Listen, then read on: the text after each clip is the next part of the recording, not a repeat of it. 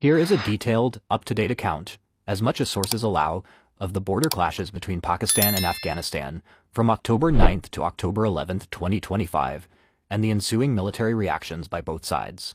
Given the fluid and partially opaque nature of reporting, some claims remain contested or unverified.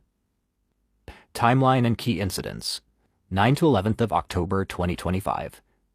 9th of October. On the night of 9th of October, loud explosions were heard in Kabul, especially in the eastern sectors near Abdul Haq Square, District 8. Locals reported hearing aircraft overhead immediately afterward. Wikipedia. The strike was widely interpreted to be an air attack or airstrike, aimed at Tehrik-i-Taliban Pakistan (TTP) leadership in Kabul. Some sources claim the target was Norwali Masood, the TTP's leader, though whether he was killed or injured remains unclear. Wikipedia.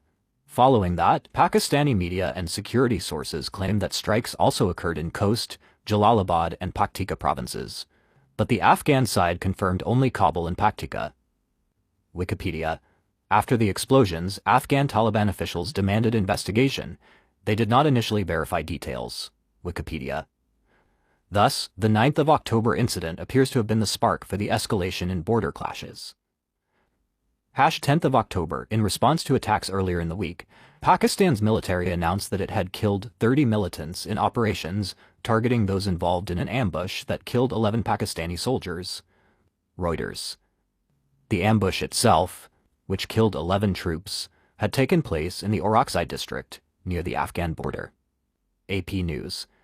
Pakistani authorities framed the retaliation as part of their ongoing counter-terrorism operations in border areas, in response to militant attacks. Reuters. Thus 10th of October saw Pakistan mounting direct counterstrikes as part of this escalating tit-for-tat. Shashnan, 11th of October. Heavy clashes erupted along the Pakistan-Afghanistan border late on the 11th of October. Afghan Taliban forces reportedly attacked Pakistani border posts. Reuters. Pakistani security officials said they were responding with full force to what they described as unprovoked firing from Afghanistan across 6 or more border locations. Reuters. The Afghan Defense Ministry, Taliban government, claimed that their operations were retaliatory in response to Pakistani airstrikes and repeated violations of Afghan sovereignty and airspace. Al Jazeera. Afghanistan claimed to have captured 2 or 3 Pakistani border posts in Helmand or bordering areas.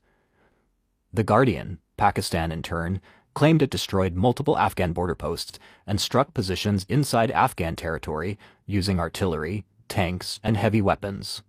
The Guardian, security sources told reporters that Pakistan used light and heavy weaponry, tanks, and artillery fire. Anadolu Ajansa, Pakistan also claimed to have shot down 3 Afghan quadcopters, unmanned aerial vehicles, suspected of carrying explosives. Reuters. Casualty figures are contested. Pakistani sources reported that 3 soldiers and 1 civilian were killed, and several soldiers wounded on the Pakistani side. Radio Free Europe, Radio Liberty. On the Afghan side, Kabul did not immediately confirm numbers. Taliban statements said that their retaliatory operations had been successful, but did not give a breakdown. Anadolu Ajansa. Pakistan called the Afghan strikes unprovoked, and the Interior Minister vowed that Pakistani forces would respond with a stone for every brick. Al Jazeera. Security sources said that operations and exchanges of fire were intense during the night, but whether they have ceased or not remains unclear. Al Jazeera. Pakistani media reported that Afghan forces retreated and left behind dead bodies, according to Pakistani claims. The Express Tribune. In summary, the 11th saw the border conflict reach its peak in terms of crossfire, claims of border post seizures, and both sides deploying heavier firepower. Military postures, strategies, and reactions. Here's how each side, Pakistan and Afghanistan Taliban, responded, militarily and politically, during this period. Pakistan, Pakistani military, and allied security agencies. 1. Retaliatory strikes and escalation. Pakistan framed its response as countermeasures to unprovoked Afghan firing and to protect its sovereignty and citizens. Al Jazeera. It launched artillery barrages, deployed tanks, used heavy and light weapons, and struck at multiple points of the Afghan border. The Express Tribune. Pakistani sources claim to have destroyed Afghan border posts and killed Afghan Taliban personnel. The Express Tribune.